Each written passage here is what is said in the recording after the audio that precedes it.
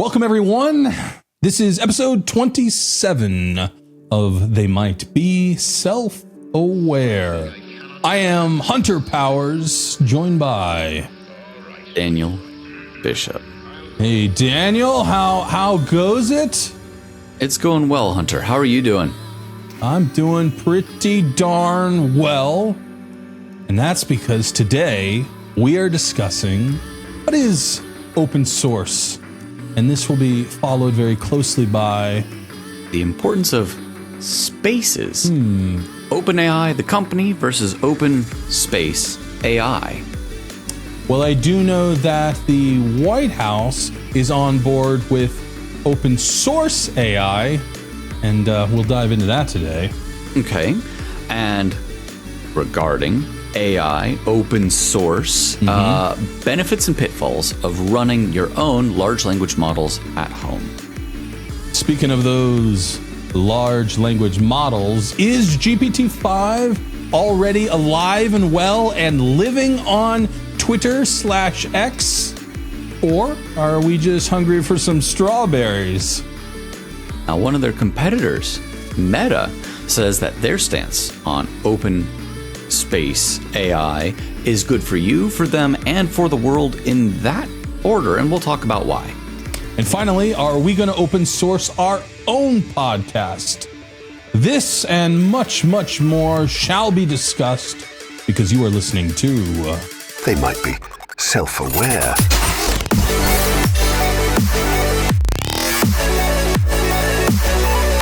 Daniel, what is open AI and so let me start. Wait, the company?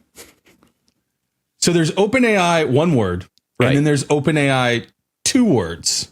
And they refer to two very different things, and they almost aren't even related, even though all that separates them is a space. I'd say they're pretty unrelated at this point, yeah. But at one point they were related. And then in the extremely long ago of like 3 years ago. And it's actually been the subject of many Elon Musk lawsuits, this small differential. A space is all you need. Yeah, apparently. And apparently, most of you aren't going to get that reference, but I do have to dig into that. There's a really famous paper in the NLP community called Attention is All You Need. Oh. And so me saying a space is all you need is extremely clever, and I hope everybody listening respects that. It's turtles all the way down. That was such a good reference. My God, I am on fire today. Sorry, we were talking about spaces? We were talking about spaces, and the White House is apparently embracing the space between the open and the AI. And we never really answered the question. Some people out there are like, what the heck are these people talking about? But open source AI. We should probably start by explaining what it is, and then we can talk about why the White House is at least potentially embracing it and whether we believe that's a good thing or a bad thing. So I think that, let's start unpacking that with what is open source to begin with.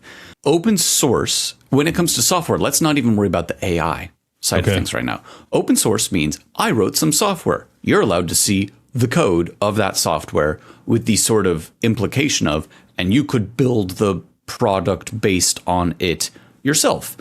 There are a lot of different licenses out there. Some of them you're not allowed to take that thing and make it available commercially, or if you're going to edit the code, you have to keep a statement saying sort of where it came from. There's a lot of like legal specifics of different licenses of what open source is. But the gist, the really basic version is, I made this thing. You're allowed to see all the bits that went into it.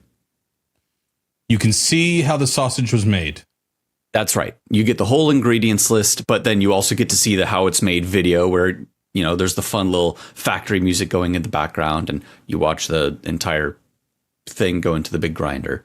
But you can't necessarily use the recipe. That's separate from the seeing how it's made. That's the license part. Sort of. So to talk specifically about LLMs now. Okay.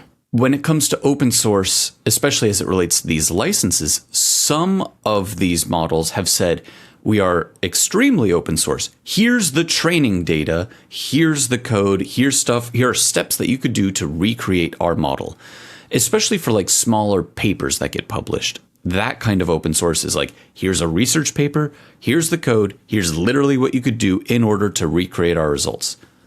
Also, you're allowed to do whatever the heck you want with it. That's as open as the source gets.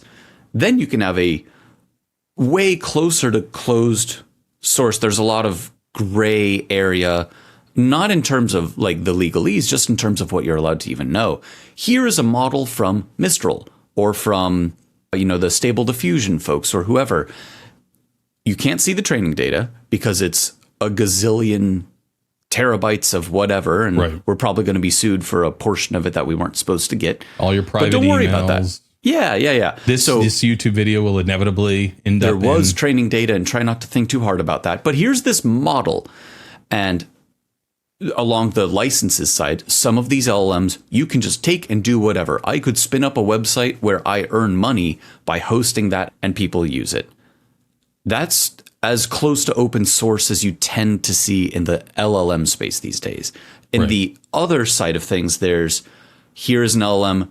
You can use it, and then derivative outputs from like a legal perspective aren't something that they can control. I'm not a lawyer. Ask your lawyer if what I'm saying is correct and right for you. But the gist seems to be, okay, I used this LLM, it made outputs. I can use those for basically whatever, but I can't host this LLM as a paid service for other people. That's kind of like a non-commercial usage of the model.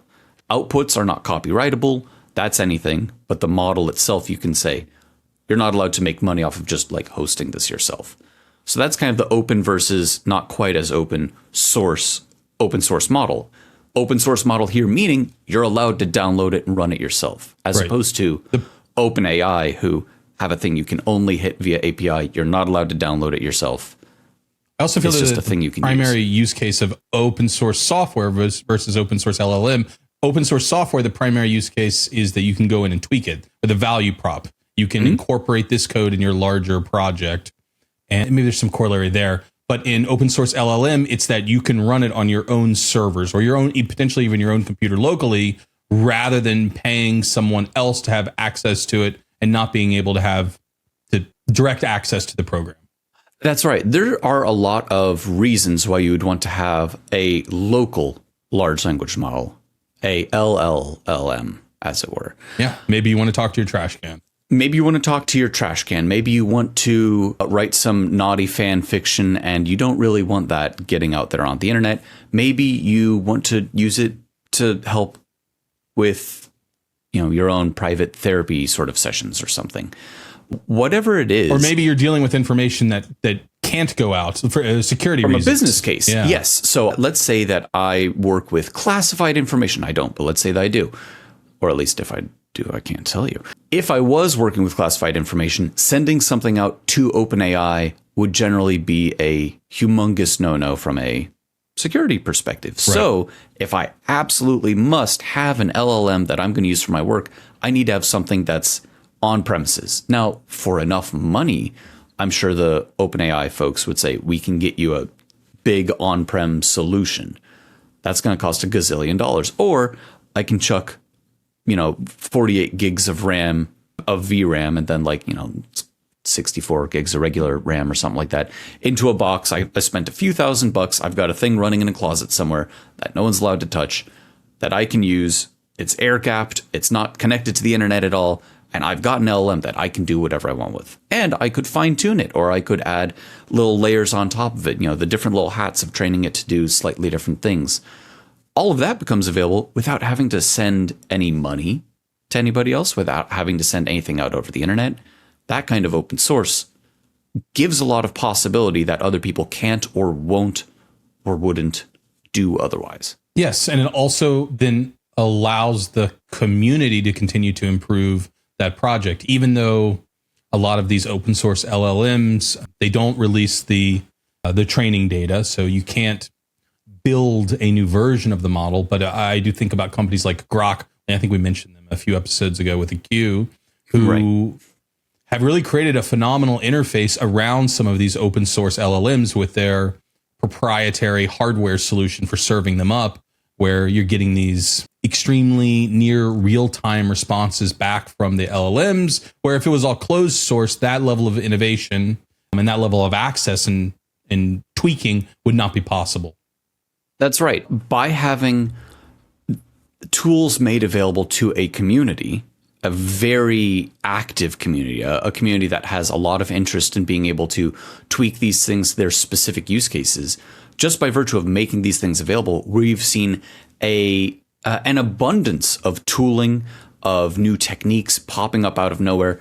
Honestly, in terms of the number of papers coming out, in terms of the number of new tools and just this vibrancy to a community, I've been working in NLP since the pre-Transformers days, to sort of date myself here, where you're looking at just some early statistical-based ML models. And frankly, if you look far enough down, this is all kind of stats. But still, to see that transformation when BERT came out, a big level of excitement popped up in the community. Look how much more we could do with this now. But that was I'll almost say normal amount of, this was a revolution within the industry.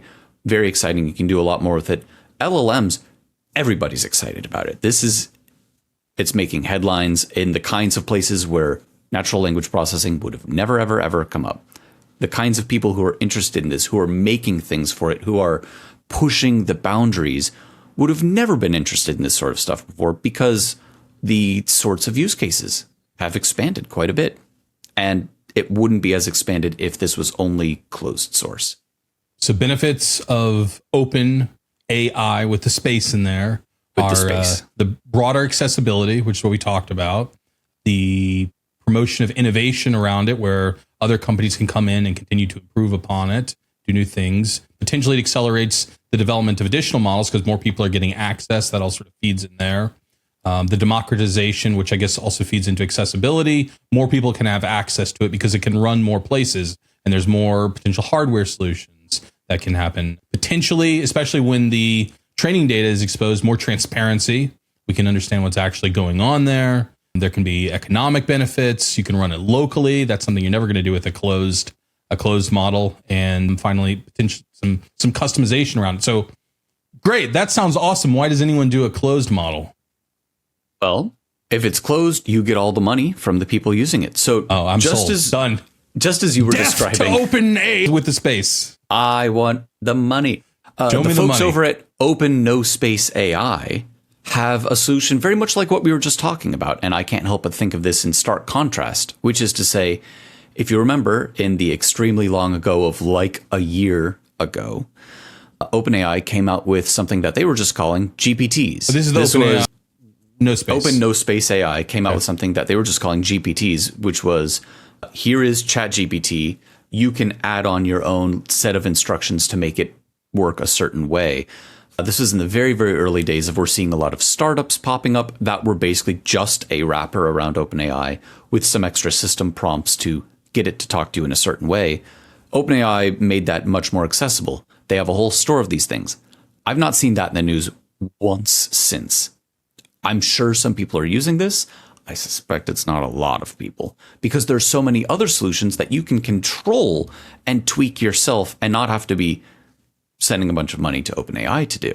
You remember the GPTs that they came out with, right? There was a whole GPT store that was really being pushed for a very short period of time. And I played with a few of them. I never found one that seemed the slightest bit interesting to me. Nope. Because all they are is just some saved up prompts, which, by the way, you can quickly get them to tell, okay, what is the prompt that you're using here? Okay, great, interesting. And I always feel like I probably could have done a better prompt.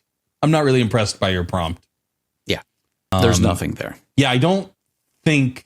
Oh, it'd be interesting because some people would try to charge access, like pay a monthly fee to get access to a GPT. But I'd be interested, is there any real revenue coming from custom GPTs? I would be very interested to know about that as well.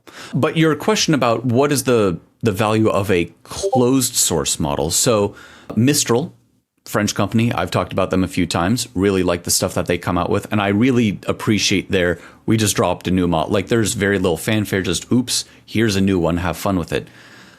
They have a best model that is something that is behind a paywall that you pay for access to. Yeah. OpenAI has a very, very large language model that you pay and have access to. Claude, there's a bunch of these. Basically, the largest, these flagship LLMs, you can't run. you cannot run on normal consumer hardware. They're just too big. Even Llama 70 billion, which is, it was released in a way sort of implying that the average consumer should be able to have access to this. That's too big for nearly everybody's computers. Right. To give our audience an idea, you need like $10,000 worth of computer hardware to competently run these very large open models. You could definitely get it running with, let's cut that in half. You can squeeze stuff down and it loses some of the smarts, or it goes really slowly. But if you want to run it like it was meant to be run, just for you personally, not serving it out to the world, you need about $10,000 worth of computer hardware, which is a lot of money, but it's also really cool that if you have $10,000, you can run some incredible things.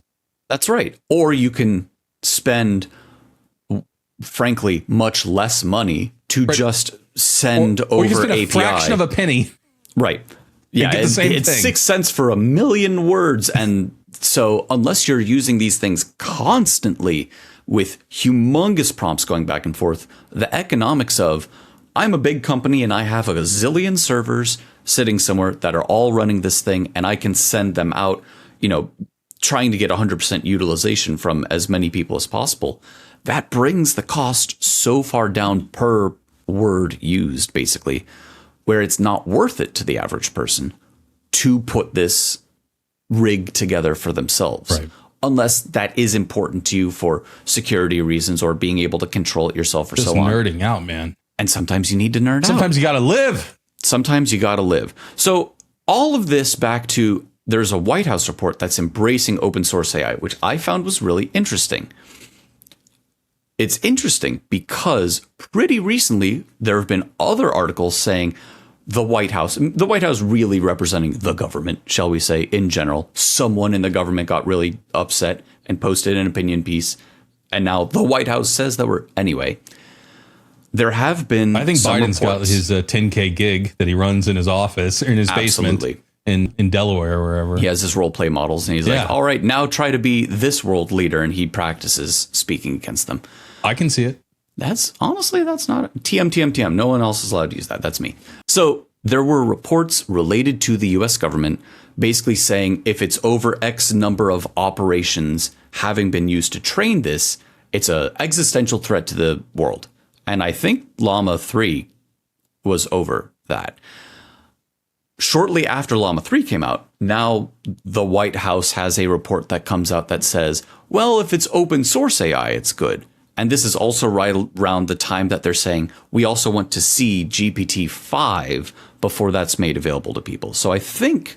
Which is going to be closed source. Which will be unless closed there's source. Some giant surprise we don't know about. So exactly. I expect what is roughly happening here, the shift within the consciousness, shall we say, is that if it's open source and everyone's got access to it, there is a slight decrease in the risk to us all, both in terms of how large it can be for the average person to use, and thus its capabilities have kind of a ceiling, as well as the fact that it's something that the government could see and look through and try and determine themselves what are the dangers of it, versus the closed source models, where if they say this is going to be a big flagship model, we want to take a look at that ahead of time, because generally speaking, we wouldn't be able to look at it anyways. I do think it's interesting. So in open source software, one of the benefits that is often touted is security, because you can see all of the code. There's much more opportunity to look for vulnerabilities and fix those vulnerabilities. But one of the things that the company Openai, which is not actually open, touts about their closed models is security. Like we could not open source these because of security concerns. You're not ready for the truth. Yeah. You can't handle the truth. They told us for GPT-2 that it was an existential risk to humanity and we couldn't possibly open source this. No. And we've got stuff way more capable than that now. They're just using that as a hype machine, I think. Except the government does want access to their models before, even though they're closed source, before you release it to the public. Well, you want to see it. I have to imagine that is a security concern. Not that they want to use it to, write emails to raise money for, elections or something. Yeah. So the White House report talks about the same things that we were describing for open source, which is to say there's innovation being promoted, there's accessibility increases, more people are able to work toward the development of these things, transparency. So all of the same stuff we've been talking about, the White House said about open source AI. That's great. We're in agreement with the government, and possibly for the first time. Yeah, for once. But we're not the only ones, and the government aren't the only ones who are saying that open source AI is a positive thing that we should be embracing. Right, Hunter? Sure. I mean, there are many companies, you already mentioned Mistral embracing it, but Meta right now, previously known as Facebook, is probably the most famous company that it is embracing it, with Zuckerberg leading the charge. Though Yeah. I suspect his intentions are a little less on all the benefits that because there's another benefit. There's all the benefits we just talked about, but there's another benefit of taking down all of the potential competitors. I think that that's absolutely one of the cases. So Meta released I'm back on. I was closed AI when you told me that's where all the money is. But now you've told me if I go open, I can destroy all my competitors. I think that's a component of what Zuckerberg is up to. So he released a blog post. It's open source AI is the path forward. And among some other things that are talked about, there are 3 sections to this blog post. Why open source AI is good for developers. And he talks about the same things that we talked about. We need to be able to train, fine tune, and distill our own models. We need to control our own destiny and not get locked into a closed vendor. We need to protect our data. We need a model that is efficient and affordable to run. We want to invest in the ecosystem that's going to be the standard for the long term. I agree with all of those things. That's big point number 1. Then big point number 2, why open source AI is good for Meta, and goes on to talk about Meta having a long history of open source projects and successes to be able to build up this ecosystem that's associated with them, to be competitive in this industry by giving a lot of tools to people that's part of their ecosystem. Mm-hmm. And if those tools are really good, more people will invest in that particular ecosystem. So I think that that's a good way to keep people associated with you. It's the same kind of reason why AWS and Google Cloud and so on will say, here's $500 free of credits. Start using our ecosystem, and then you get used to it, and then you stick with it, is the idea. Lock it. Then last in this, why open source AI is good for the world, and talks about some of the sort of grandiose kinds of lofty statements that we have. If we make information available to everybody, more people will be able to learn, be able to use it to uplift themselves, be able to help determine when other people are using AI for harm, to try and detect these things. I think there are some reasonable, lofty aspirations for the good for the world that open source AI can do. But why this is good for Meta did technically come in the blog post before why this is good for the world. This is a company that does want to make money. And even if releasing an open model isn't what directly brings in dollars, keeping people in your kind of orbit is associated with future money or the top developers or so on. They're spending billions of dollars to develop these models. And then when they're done, rather than charge access to them, they give them away. And their license, which is again separate from the actual model, is pretty permissive in the things that you can do with it. You can almost certainly use it to run your own product.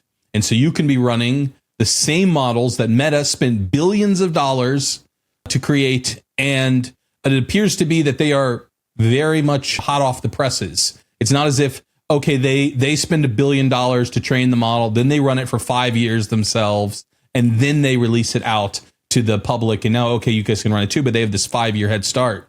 No, they seem to be releasing them the second that they're ready for what we might call like production use. And as a defense of that, even we've seen some in pushing their last release, they had to quickly update it because it didn't go through all of the standards for security screening things. They just hadn't got to it. Zuck wanted it out. They went ahead and released it. And then shortly thereafter, they did another patch release. Right. There's Llama 3 and there's Llama 3.1. Right. But now how does that take out all of their competitors? Because that's the theoretical what we imagine Zuck is thinking about. Right. So there are three Llama 3.1 models. There's the 8 billion parameter model, which is something a lot of people would be able to run on a regular computer. There's the 70 billion parameter model, which dorks like me try and squeeze every last ounce of performance out of their computer to be able to run without having to go buy $4,000 worth more of graphics cards and specialized motherboards. And then there's the 405 billion parameter model, which every time I even look at a rig that someone put together that's able to run this much more slowly than something that I could pay pennies to use online, makes me immediately start weeping. So Meta hosts some of these things themselves, and Meta partners with other humongous companies. And it's probably, here's a big handshake deal. $5 billion just went back and forth and no money actually exchanges hands. But on the llama.meta.com, they have a page. AWS has it, Azure has it, Databricks has it, Fireworks.ai, IBM, Octo.ai, which I'd never heard of, Snowflake, which has been in the news but not for great reasons recently, and Together.ai. Yeah. Here's how much it costs for inference per million tokens for inputs and for outputs. It looks like Fireworks.ai is absolutely undercutting the competition. Fireworks.ai and Together.ai, way cheaper than the others for the 405 billion parameter model. I've never heard of either of them. I don't know what their deal is, but it's like suspiciously cheaper. AWS is saying $16 per million output tokens. Fireworks is saying $3 per million output tokens for the 405 billion parameter model. I would take that over spending $10,000 to put together my own rig. I'm building my own rig. But going back to taking out the competitors, it's right in Meta's interest for Openai to not be the biggest company in the world. And just they want people to think of Llama when they think of AI. Sure, and we've already seen OpenAI put their sights on other companies like Google. They're building a Google competitor, and it's not too far-fetched to imagine, okay, now they're going to build the best social network ever with all these sort of incredible things. And they can do that because they have tremendous cash flow, potentially, or they're losing $5 billion a year, depending on who you want to listen to. Right. But now they definitely lose a lot of revenue because Meta open sources their models, where it might be cheaper to run their models than if you're a very large company. And there are certainly advantages to being able to run them, because you can run them on your own networks and really control the access and the flow of data to them. Yeah, and even if you don't need that control, you could still use one of these various providers to say, here is an open source model that you'll host for me that I can run much more quickly and efficiently than I'd be able to run myself. It creates a whole bunch of competition with OpenAI. And Meta doesn't have to run all that competition. Other people can do that. Yeah. They just made something available, and it starts immediately eating away at the market share and the mind share that the OpenAI folks have. Think of even within putting the thumb on the scales of government policy, OpenAI has been a large player in the conversation the last few years. I bet Meta would like to have the ear of all the various senators and subcommittees and so on of this is how the future should be put together. That's not necessarily an altruistic way of looking at things, but that they're a company that wants to make money. So if they can make certain things available that give them a greater voice in the community, they should. When we do reach artificial general intelligence, AGI, do you believe it will come from an open model or a closed model? I think that's a really interesting question, because besides literally not being able to answer it, it frankly could kind of come from either direction. There is this Q Star or Strawberry codename project that do you know about the Twitter account? No. There is a Strawberry Twitter account that is widely rumored to be being run by GPT-5, which is now becoming more and more synonymous with Strawberry. Interesting. And Altman has officially recognized this account and replied to a few of the threads. By the way, it's not super interesting to read, but that is the strong rumor. And if just because we're in the rumor segment of the show today, another rumor is that Claude 3.5 Sonnet, which we've talked about on previous episodes, and I'm very fond of, a real breakthrough, at least on the coding side, maybe other sides too, but that's the area where we interface with them at the most. But that it is based off of QStar, which is also believed to be an innovation coming first out of OpenAI to be part of the quote unquote strawberry release. And the largest benefit of QStar in theory is the logic, the ability to think about, to plan, do research. Yeah, I don't know. I think about A-Star, which is a famous AI algorithm for planning.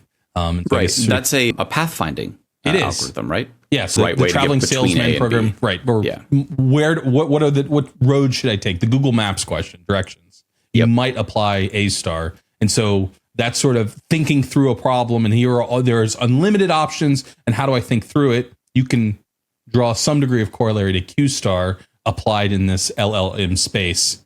So another rumor, Claude 3.5 Sonnet, they implemented QStar. That's why it's so good. And there is a Twitter account out there today being run by GPT-5. Maybe. That's a rumor. It's a rumor. Yeah. So if we've got this ability to plan, you're talking about where's AGI possibly going to come from? I've seen some spilled digital ink roughly saying that LLMs as we see them today, there isn't an end point at which they are now self-aware. They're very, very good at tricking people into appearing self-aware. They might be self-aware, or at least might be fooling people into thinking they are. But some people say that we're not going to really get actual AGI that can think, plan, remember, grow, experience, whatever, until the underlying architectures are fundamentally different. The transformer-based architectures, whatever backpropagation, whatever specific like tools build up an LLM today, that those pieces a sapient being cannot make. I don't know if that's true or not, but let's suppose that it is. It could just be some Berkeley lab, came up with here's a new algorithm and oh my goodness, with so much less data is able to do this, that. Or it could be Meta or OpenAI or Mistral or whoever that say we have a huge team of people that are constantly trying to do new things and one of them came up with it. If it is a new architecture is what brings about AGI, it could come from anywhere. There's a lot of open and closed information flying around right now. Yeah, if I would suggest that it's 50-50 whether it comes from open source or closed source. But I would also suggest that no matter where it comes, it will be on the other side very, very quickly. So great. Let's say OpenAI, the company, 5 years from today, achieves AGI, which we still don't have a great definition of. Like, how do we know that we've achieved it? Sure. But they achieve it. Then within the next 6 months, it is highly probable that we will see an open source implementation of it available. I think so. Yeah. Whatever causes that sort of threshold to be reached won't stay private forever. Right. And by forever, I mean for very long at all. And it's at that point that they might be self-aware. All right, folks, you've been listening to episode 27 of the, well, I was going to say award-winning, but I don't think we've actually won an award yet. But we can make an award. The soon-to-be award-winning podcast. If you haven't already, subscribe. It's free. And you will know the day that we finally become self-aware. Otherwise, how would you possibly know? Free, but not open source. You're suggesting that we aren't open source? Is there source to open? We could give people our show notes, I guess. Yeah, sure. I've thought about turning our show notes into a newsletter. Subscribe first, give us some thumbs ups and some stars and likes and so on. And then, in a comment, tell us if you want us to open source the show itself. It's definitely on the table. Listen to us wherever you like listening to podcasts. We're on all the major platforms. We're on YouTube. We're on Spotify. We're on Apple Podcasts. Within your podcast player, if you search, you will likely find us. So you know when we are live with a new episode. Now twice a week. It's an experiment, but you're getting us twice a week. Give us another comment. Did you like that? How These are incredible shorter, is that? but sweeter. Maybe all right, sweeter. everyone. Thank you, Daniel. Thank you, Hunter. Until next time. They might be self-aware.